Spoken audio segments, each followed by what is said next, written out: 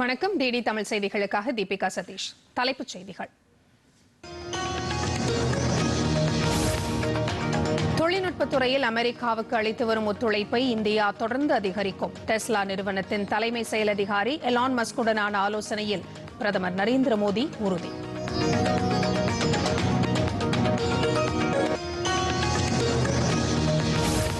நாட்டின் கலாச்சாரம், பாரம்பரியம், ஆன்மீக விழுமியங்களை பாதுகாக்க பிரதமர் நரேந்திர மோடி பாடுபடுகிறார். மாநிலங்களவை துணைத் தலைவர் ஹரிவன்ஷ் புகழாரம்.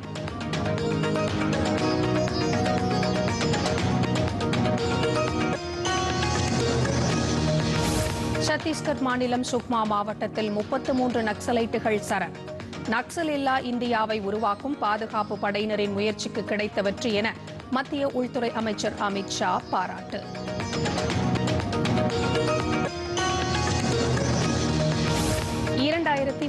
ஆண்டிற்குள் இந்தியாவின் ராணுவ ஏற்றுமதி 50,000 கோடி ரூபாயை எட்டும். பாதுகாப்புத்துறை அமைச்சர் ராஜ்நாத் சிங் நம்பிக்கை.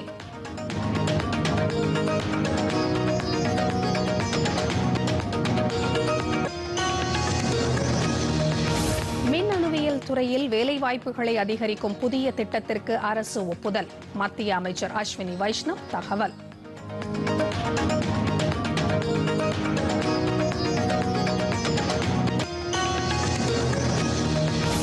மும்பையில் மே மாதம் நடைபெறவுள்ள வேவ்ஸ் ஒளி ஒலி பொழுதுபோக்கு மாநாட்டிற்கான ஏற்பாடுகள்.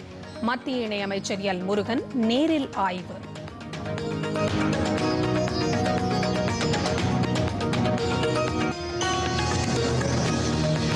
தடைகளை தகர்த்தெறிந்து தமிழகத்திற்கான உரிமைகளை மத்திய அரசிடமிருந்து கேட்டு பெறுவோம். அரசு விழாவில் முதலமைச்சர் மு.க. ஸ்டாலின் பேச்சு.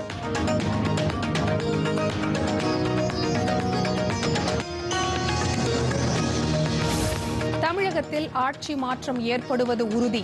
பாஜக மாநில தலைவர் நயினார் நாகேந்திரன் பேச்சு.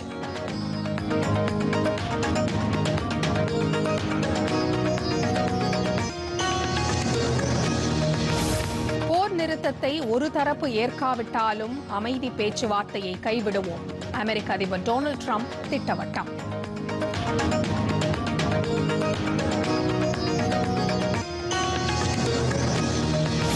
ஆசிய இளையோர் தடகள போட்டி ஈட்டி எறிதலில் தங்கப்பதக்கம் வென்று சாதனை படைத்தார் இந்தியாவின் ஹிமான்ஷு ஜாக்கர்.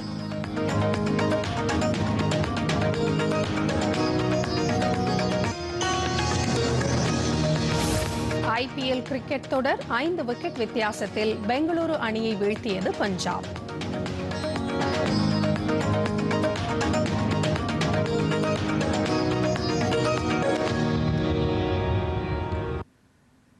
விரிவான செய்திகள்.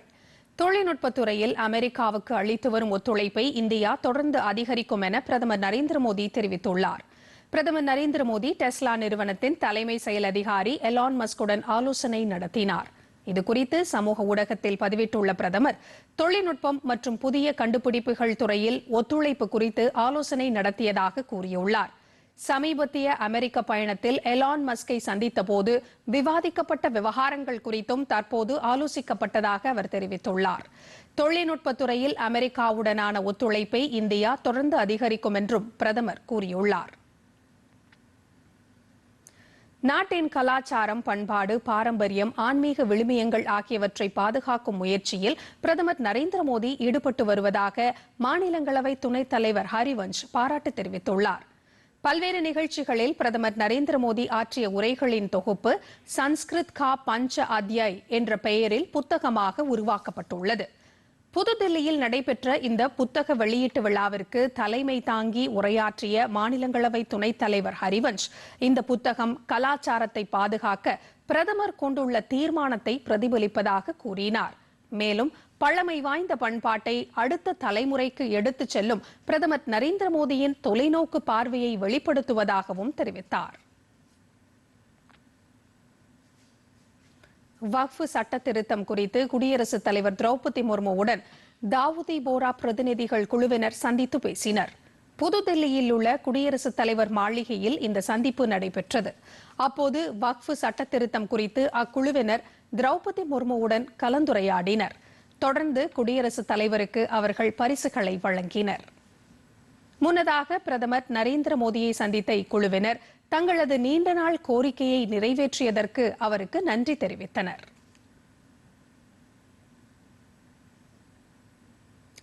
சத்தீஸ்கரில் 33 நக்சலைட்டுகள் சரணடைந்திருப்பதன் மூலம் நக்சல் இல்லா இந்தியாவை உருவாக்கும் பாதுகாப்பு படையினரின் முயற்சிக்கு கிடைத்த வெற்றி என மத்திய உள்துறை அமைச்சர் அமித் ஷா பாராட்டு தெரிவித்துள்ளார். இதுகுறித்து அவர் வெளியிட்டுள்ள சமூக வலைதள பதிவில் பதிஷெட்டி பஞ்சாயத்துக்குட்பட்ட பகுதிகளில் 11 நக்சலைட்டுகள் சரணடைந்திருப்பதாகவும் இதன் மூலம் அந்த பஞ்சாயத்துகள் முழுவதும் நக்சல் இல்லா பஞ்சாயத்தாக மாறியிருப்பதாகவும் கூறியுள்ளார். சுக்மா மாவட்டத்தில் மொத்தம் 33 நக்சலைட்டுகள் சரணடைந்திருப்பதாகவும் அமித் ஷா குறிப்பிட்டுள்ளார்.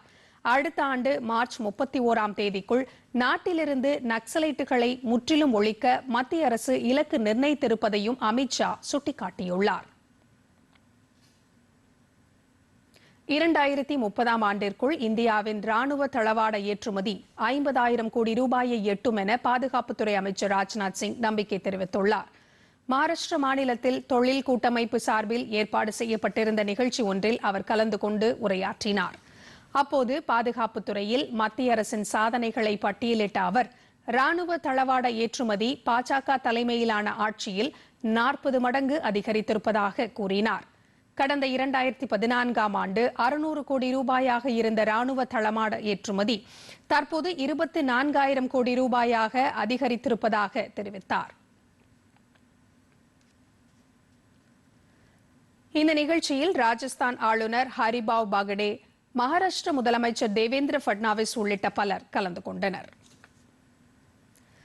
வேலைவாய்ப்புகளை அதிகரிக்கவும் உற்பத்தியை பெருக்கவும் வழிவகை செய்யும் புதிய திட்டத்திற்கு மத்திய அரசு ஒப்புதல் அளித்திருப்பதாக மத்திய தகவல் தொழில்நுட்பம் மற்றும் மின்னணு சாதனங்கள் துறை அமைச்சர் அஸ்வினி வைஷ்ணவ் தெரிவித்துள்ளார். குருகிராமில் செய்தியாளர்களிடம் பேசிய அவர், இந்தியாவில் மின்னணு சாதனங்கள் உற்பத்தி கடந்த 10 ஆண்டுகளில் 5 மடங்கு அதிகரித்துள்ளதாக குறிப்பிட்டார். இந்தியாவில் தயாரிப்போம் திட்டத்தின் காரணமாக மின்னணு சாதன உற்பத்தி மிகப்பெரிய வளர்ச்சியை அடைந்துள்ளதாக அவர் கூறினார். 25 லட்சத்திற்கும் அதிகமானோர் இத்துறையில் வேலைவாய்ப்பு பெற்றுள்ளதாகவும் அமைச்சர் அஸ்வினி வைஷ்ணவ் தெரிவித்தார். இந்திய விண்வெளி வீரர் அடுத்த மாதம் சர்வதேச விண்வெளி ஆராய்ச்சி மையத்திற்கு பயணம் மேற்கொள்ள உள்ளதாக மத்திய அமைச்சர் ஜிதேந்திர சிங் தெரிவித்துள்ளார். இந்திய விண்வெளி ஆராய்ச்சி மையத்தில் நடைபெற்ற உயர்மட்ட குழு கூட்டத்திற்கு பிறகு செய்தியாளர்களிடம் பேசிய அவர், அடுத்த மாதம் விண்வெளிக்கு இந்திய விண்வெளி வீரர் ஒருவர் பயணம் மேற்கொள்ள உள்ளதாகவும் அவர் சர்வதேச விண்வெளி ஆராய்ச்சி மையத்திற்கு செல்லும் முதல் இந்தியர் என்ற பெருமையை பெற உள்ளதாகவும் கூறினார். ககன்யான் திட்டத்தின் முன்னோட்டமாக இந்த பயணம் அமையும் என்றும் சர்வதேச நாடுகளுடன் இணைந்து இந்தியா விண்வெளி துறையில் பயணிக்கும் என்று அமைச்சர் கூறினார். இந்திய விமானப்படையின் குரூப் கேப்டன் சுபான்ஷு சுக்லா சர்வதேச விண்வெளி நிலையத்திற்கு பயணம் மேற்கொள்ள உள்ளதாக அமைச்சர் அறிவித்தார். 2,000 ரூபாய்க்கும் அதிகமாக மேற்கொள்ளப்படும் UPI பண பரிவர்த்தனைக்கு GST வரி விதிக்க பரிசீலனை செய்வதாக வெளியான தகவல் அடிப்படை ஆதாரமற்றது என மத்திய நிதியமைச்சகம் தெரிவித்துள்ளது. இதுகுறித்து நிதியமைச்சகம் வெளியிட்டுள்ள செய்திக்குறிப்பில், UPI பண பரிவர்த்தனைக்கு GST வரி விதிக்கும் திட்டம் எதுவும் மத்திய அரசிடம் இல்லை என தெரிவிக்கப்பட்டுள்ளது. வியாபாரிகளுக்கான கட்டணத்திற்கும் கடந்த 2020ஆம் ஆண்டு முதல் மத்திய நேரடி வரிகள் வாரியம் விலக்கு அளித்திருப்பதும் அந்த செய்திக்குறிப்பில் சுட்டிக்காட்டப்பட்டுள்ளது.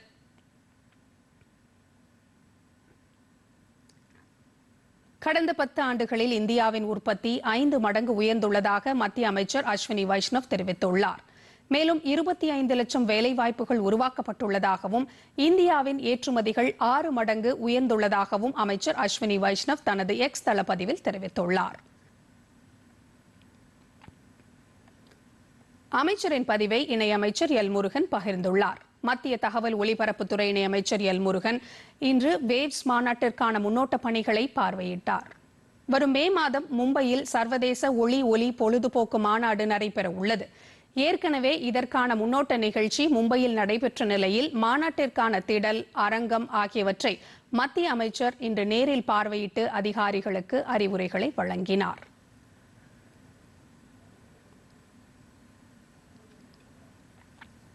இடைவேளைக்கு பிறகு செய்திகள் தொடரும்.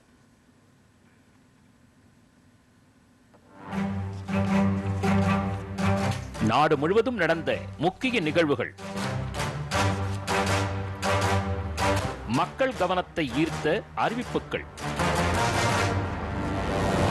7 நாட்களின் ரீவைண்ட்,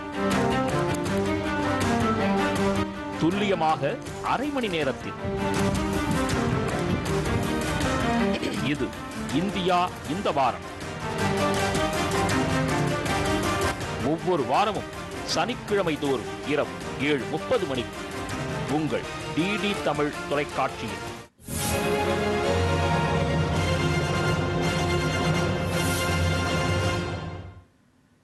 செய்திகள் தொடர்கின்றன. ஜேஇஇ 2ஆம் கட்ட முதல்நிலை தேர்வு முடிவுகள் இன்று வெளியிடப்பட உள்ளன. இதுகுறித்து தேசிய தேர்வு முகமை வெளியிட்டுள்ள செய்திக்குறிப்பில் பிற்பகல் 2 மணிக்கு தேர்வு முடிவுகள் வெளியிடப்படும் என்றும் தெரிவிக்கப்பட்டுள்ளது. ஜேஇஇ 2ஆம் கட்ட தேர்வு ஏப்ரல் 2ஆம் தேதி முதல் 9ஆம் தேதி வரை நடைபெற்றது. ஜேஇஇ முதல்நிலை தேர்வானது 2 கட்டங்களாக நடத்தப்படுகிறது. அதன்படி 2025-26 கல்வியாண்டுக்கான முதல்நிலை தேர்வு ஜனவரி 22ஆம் தேதி முதல் 30ஆம் தேதி வரை நடைபெற்றது. இந்த தேர்வுக்கான முடிவுகள் பிப்ரவரி 11ஆம் தேதி வெளியிடப்பட்டன. தற்போது 2ஆம் கட்ட தேர்வு முடிவுகள் வெளியாக உள்ளது. jee.main.nta.nic.in என்ற இணையதள முகவரியில் தேர்வு முடிவுகளை தெரிந்து கொள்ளலாம் என தெரிவிக்கப்பட்டுள்ளது. சந்திரயான் 4 திட்டத்தின் மூலம் நிலவின் தென் துருவத்தில் இறங்கி மாதிரிகளை சேகரித்து பூமிக்கு கொண்டு வந்து சேர்க்கும் வகையில் விண்கலம் தயாரிக்கப்பட்டு வருவதாக இஸ்ரோ தலைவர் வி. நாராயணன் தெரிவித்துள்ளார். தனது சொந்த ஊரான கன்னியாகுமரி மாவட்டம் நாகர்கோவிலில் கைலாசநாதர் சுவாமி கோவிலில் வழிபாடு நடத்திய அவர் தொடர்ந்து செய்தியாளர்களிடம் பேசினார். குலசேகரப்பட்டினத்தில் ராக்கெட் ஏவுதளம் கட்டும் பணிகள் 2 ஆண்டுகளில் நிறைவடையும் என்றும் அவர் தெரிவித்தார். சந்திரயான் 3 அன்னைக்கு நம்ம வெற்றியாட்டு போய் நிலவுல போய் தரையிறங்கணும். தரையிறங்க அதுக்கு லைஃப் 14 நாள் தான். அது நிறைய சயின்டிபிக் டிஸ்கவரி எல்லாம் பண்ணி அந்த டேட்டால சயின்டிபிக் கம்யூனிட்டிக்கு கொடுத்துருக்கோம். இப்போ நாங்க சந்திரயான் 4, சந்திரயான் 5 ரெண்டுமே செய்திருக்கோம். சந்திரயான் 4 என்னன்னா, இப்போ சந்திரயான் 3 நேரா போய் நிலாவின் தென் துருவத்தில் தரையிறங்கிச்சு. இது நிலாவின் தென் துருவத்தில் தரையிறங்கி அங்கிருந்து சாம்பிள் எடுத்து திருப்பி கொண்டு ஆராய்ச்சி செய்யணும். தடைகளை தகர்த்தெறிந்து தமிழகத்திற்கான உரிமைகளை மத்திய அரசிடமிருந்து கேட்டு பெறுவோம் என அரசு விழாவில் முதலமைச்சர் மு. ஸ்டாலின் தெரிவித்துள்ளார். திருவள்ளூர் மாவட்டம் பொன்னேரியில் நடைபெற்ற பல்வேறு நலத்திட்ட உதவிகள் வழங்கும் விழாவில் அவர் கலந்து கொண்டு உரையாற்றினார். அப்போது பேசிய அவர், தமிழ்நாட்டில் நடைபெற்று வரும் திமுக ஆட்சி மீது எந்த குறையையும் எதிர்க்கட்சிகளால் கூற முடியவில்லை என்றும், அதனால் அவர்கள் சட்டம் ஒழுங்கு குறித்து அவதூறு பரப்புவதாகவும் குற்றம் சாட்டினார். எதிர்க்கட்சிகள் போன்று செயல்படுவதாகவும் முதலமைச்சர் மு. ஸ்டாலின் விமர்சித்தார்.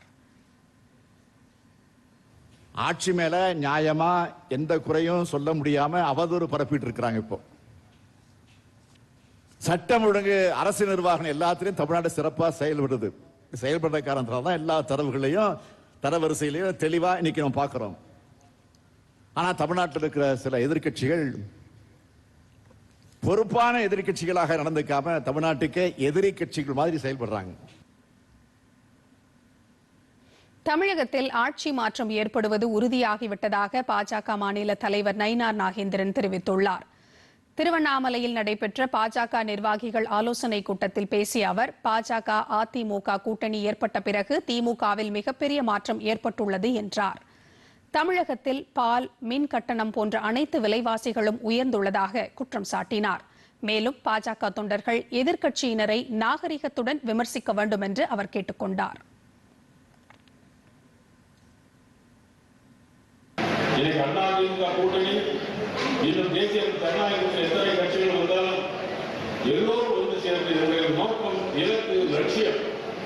ஒரு ஆட்சி மாற்றம் வேண்டும் என்பதற்காகத்தான் இந்த கூட்டணி உருவாக வேண்டும் என்பதற்காக இங்கே மத்திய நண்பர்கள் இருக்கிறார்கள். குறித்து வைத்துக் கொள்ளுங்கள். 2026 உறுதியாக ஆட்சி மாற்றம் வருவது உறுதி. யாராலும் மாற்ற முடியாது. இனி வருவது மாநில செய்திகள்.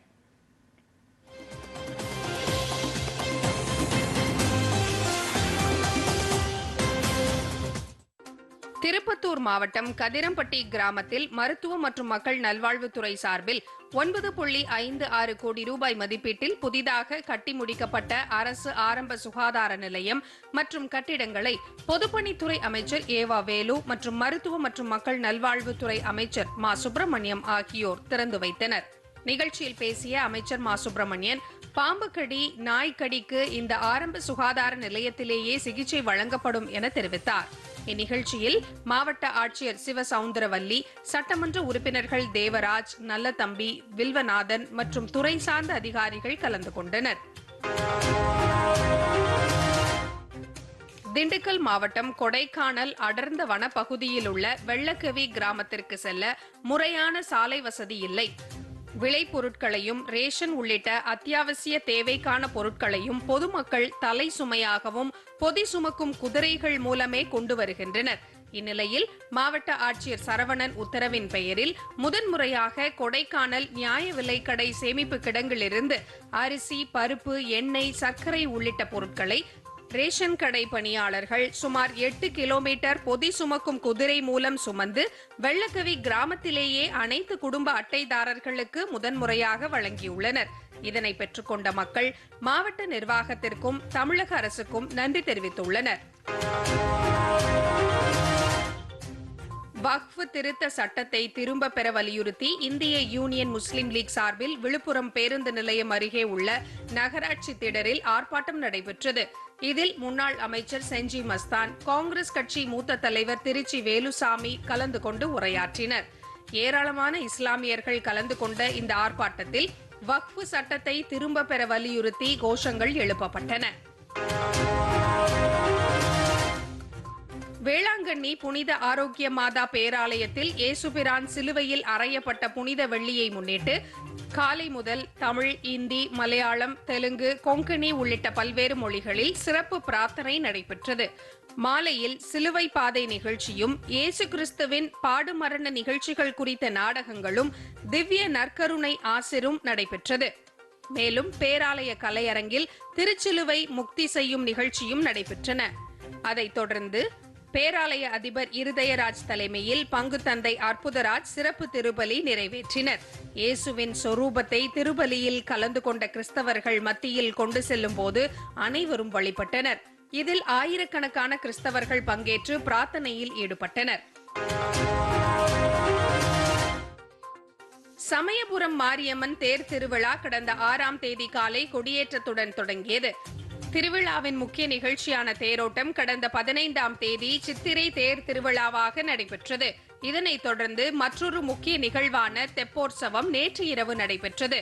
தெப்பத்தில் சமயபுரம் உற்சவர் மாரியம்மன் சிறப்பு அலங்காரத்தில் எழுந்தருள வான வேடிக்கை முழங்க உற்சவர் மாரியம்மன் 3 முறை தெப்பத்தை வலம் வந்து பக்தர்களுக்கு காட்சியளித்தார். அப்போது பல்லாயிரக்கணக்கான மக்கள் ஓம் சக்தி பராசக்தி என்ற பக்தி முழக்கத்துடன் சாமி தரிசனம் செய்தனர். வரும் 22ஆம் தேதி சித்திரை தேர் திருவிழா நிறைவடைகிறது.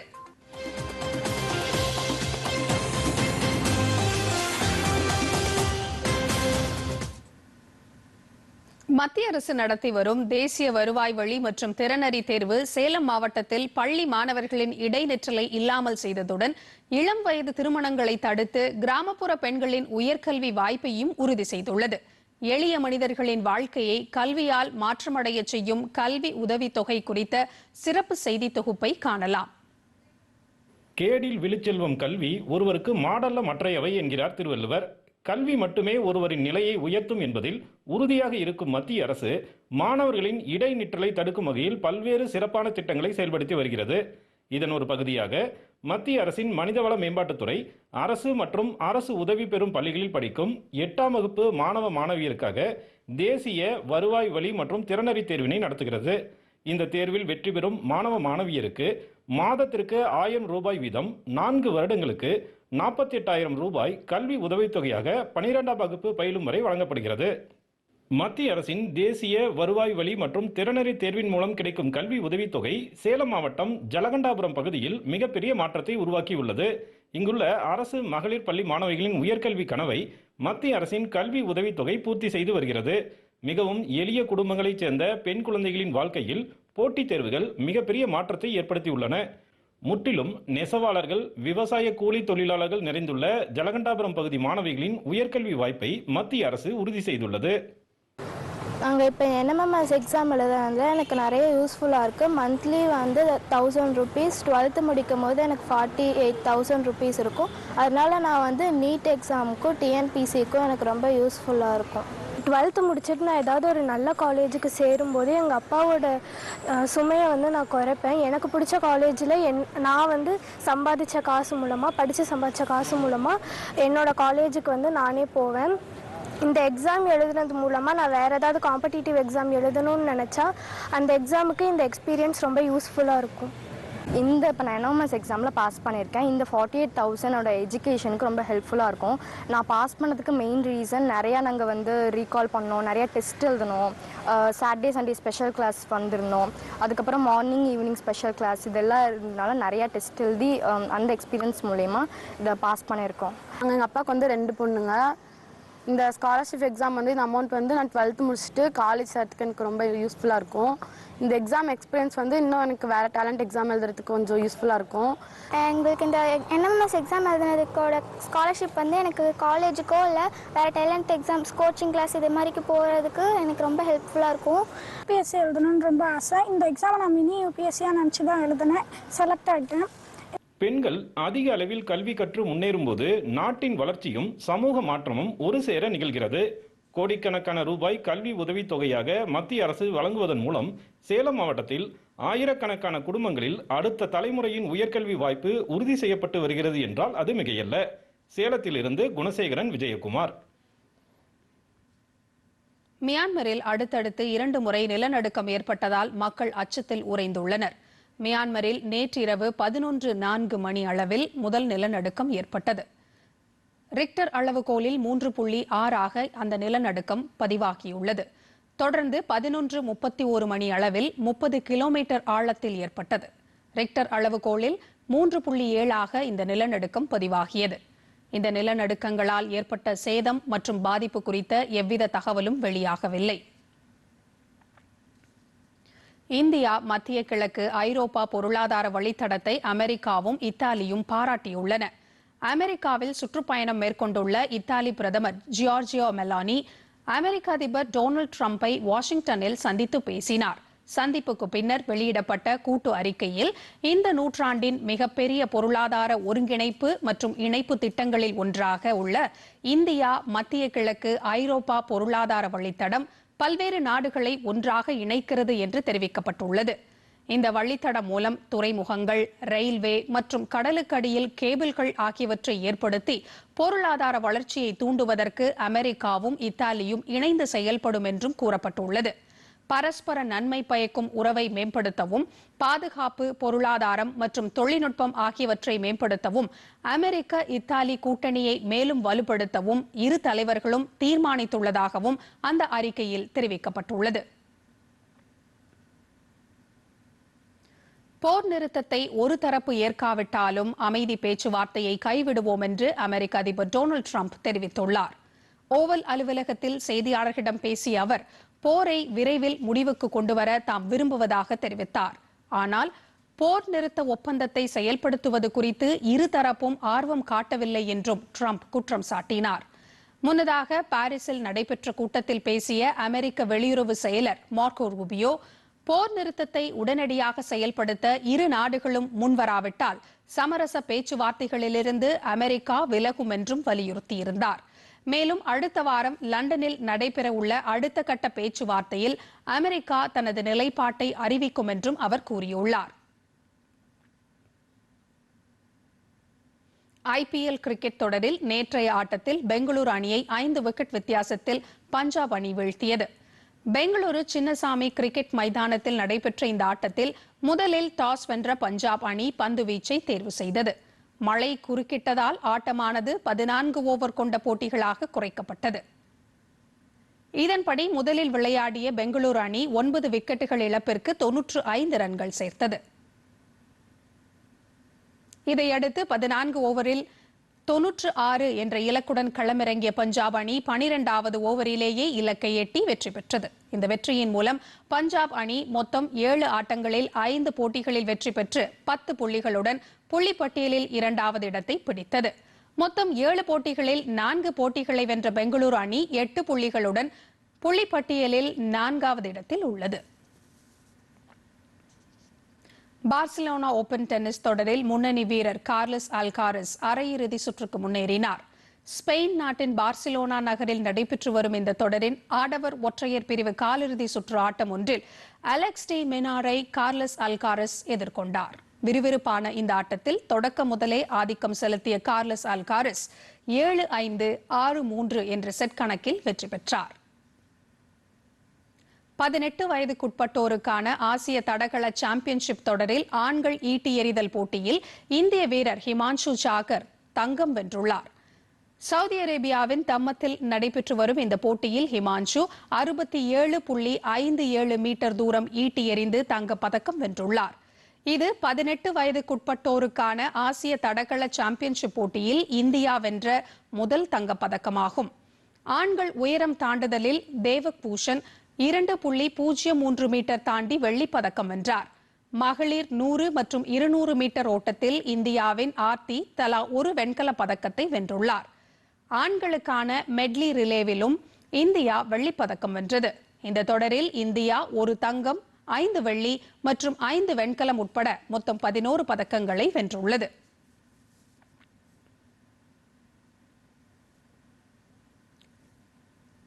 வங்கக்கடலில் வளிமண்டல கீழடுக்கு சுழற்சி நிலவுவதால் தமிழகத்தில் பல்வேறு பகுதிகளிலும் புதுச்சேரி, காரைக்கால் பகுதிகளிலும் ஒரு சில இடங்களில் வருகிற 24ஆம் தேதி வரை இடி மின்னலுடன் கூடிய மிதமான மழை பெய்யக்கூடும் என சென்னை வானிலை ஆய்வு மையம் தெரிவித்துள்ளது.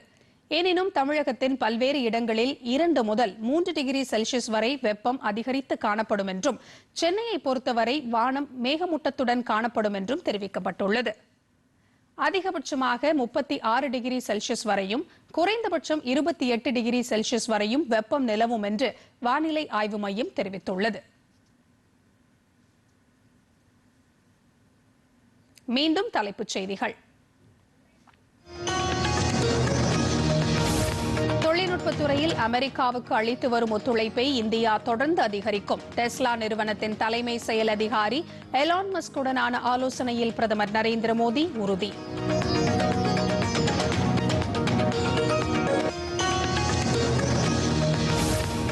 நாட்டின் கலாச்சாரம், பாரம்பரியம், ஆன்மீக விழுமியங்களை பாதுகாக்க பிரதமர் நரேந்திர மோடி பாடுபடுகிறார். மாநிலங்களவை துணைத் தலைவர் ஹரிவன்ஷ் புகழாரம்.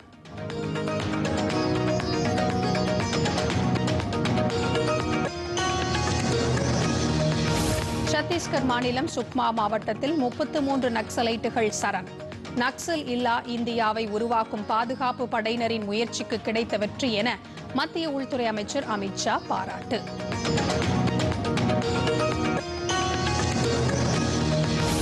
(2030ஆம் ஆண்டிற்குள் இந்தியாவின் ராணுவ ஏற்றுமதி 50,000 கோடி ரூபாயை எட்டும். பாதுகாப்புத்துறை அமைச்சர் ராஜ்நாத் சிங் நம்பிக்கை.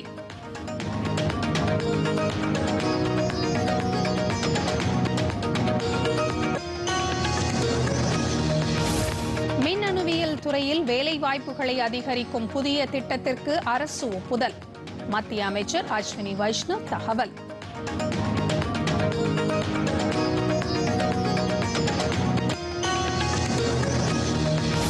மும்பையில் மே மாதம் நடைபெறவுள்ள வேவ்ஸ் ஒளி ஒலி பொழுதுபோக்கு மாநாட்டிற்கான ஏற்பாடுகள். மத்திய இணையமைச்சர் எல் முருகன் நேரில் ஆய்வு.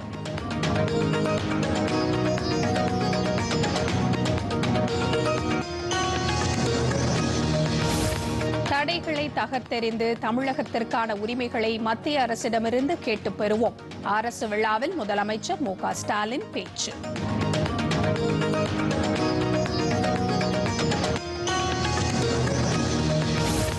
தமிழகத்தில் ஆட்சி மாற்றம் ஏற்படுவது உறுதி. பாஜக மாநில தலைவர் நயினார் நாகேந்திரன் பேச்சு.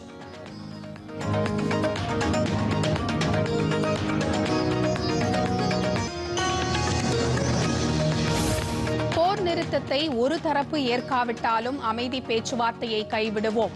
அமெரிக்க அதிபர் டொனால்டு டிரம்ப் திட்டவட்டம்.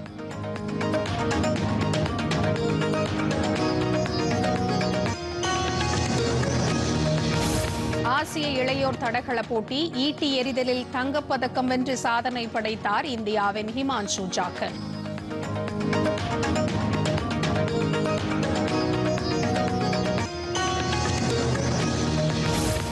IPL கிரிக்கெட் தொடர் 5 விக்கெட் வித்தியாசத்தில் பெங்களூரு அணியை வீழ்த்தியது பஞ்சாப்.